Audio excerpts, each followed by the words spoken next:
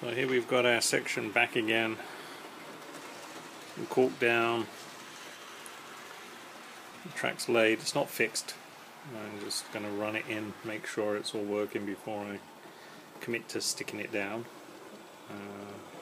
Running in a new loco at the moment. I've also redone this end module, so now we've got 11-inch curves on the end, whereas before I had a 9.5 and an 11. So this is still work in progress. The cork's not stuck down. I put two sturdy legs on it, as opposed to the one leg had before. Still connected underneath by clamps to the other section though.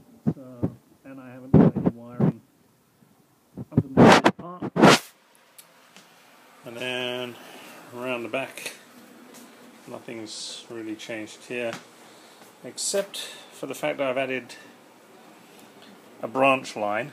So we do have the two main lines here, and then this is the branch line, way to get from the branch line back to the main line. And then down the other end we get slightly more complicated. We've got main line here, and we've got a passing loop here so I can store a train in the siding there.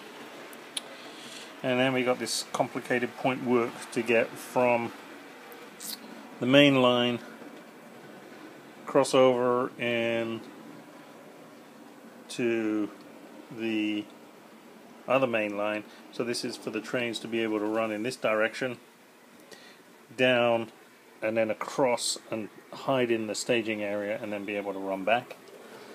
And I've also added an extra piece of point work here so that we can go from the main line out into the branch line, which could also double as a passing area there. So there isn't sort of like a dead end siding at the end, just big enough to store train. Then I just finished yesterday. Took about 2 hours, let's say, to add this new 3-foot by 3-foot module. You can tell it's 3-foot by 3-foot because I actually put a grid on the styrofoam. It's reused styrofoam. These are all 11-inch curve sections on it, so it's not exactly parallel. This is just temporary while I plan to do flex track, so it'll all end up looking parallel when I'm done, but for now this was just to make sure the concept was going to work. This module is not going to end up connected as it is to this my first module. What should happen is this module here will actually be replaced by a module that turns the track around. The track will then go down to that corner of the room. There'll be another 90-degree bend.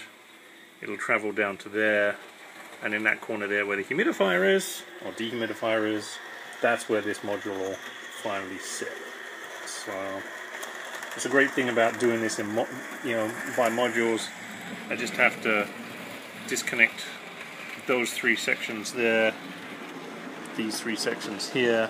The whole thing slides around on 4 sturdy legs, which was added to the module. Right now there's no electrics or anything under here, so it's just pretty much board, foam board stuck on top of some lightweight wood. Lesson learned, so others don't make the mistake. It didn't actually end up trued up, so you can see down there that one end is kind of flush, the other end isn't. And then likewise here we've got a gap, and then we don't.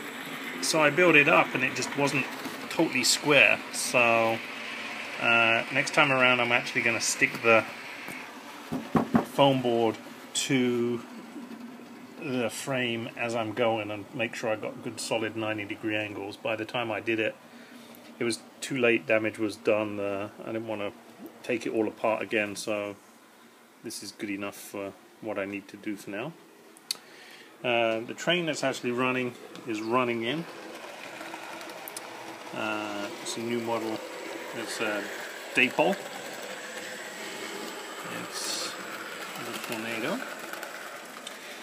So I've actually hooked up a regular DC power supply as opposed to the DCC controller there. So we're running off of that for now. That was another key thing when I put the layout together, was to allow each of these lines to run independently.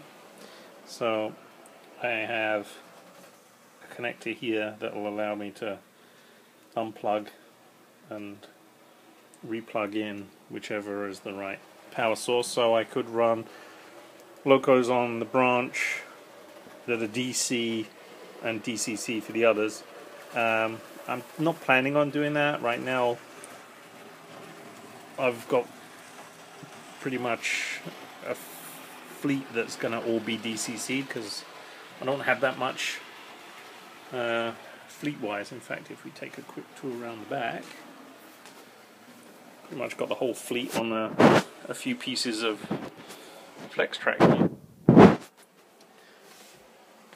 We got our Virgin Voyager, we got our Cross Country, we got our DB Schenker, we got our DMU. All of those are all DCC'd. This guy, which was with the Graham Farish set that started me off, is analog. Shouldn't take me much to put DCC into him. And the dipole that's running is DCC ready, and I've got the decoder to fit in it. So as you can see, you know, this point of the layout, this actually will be the end. I might squeak in a little section between that main run and then the turnaround. This is not going to be scenic as far as I'm thinking at the moment. I'm just planning on boxing it in so that it'll just look like a big square, really.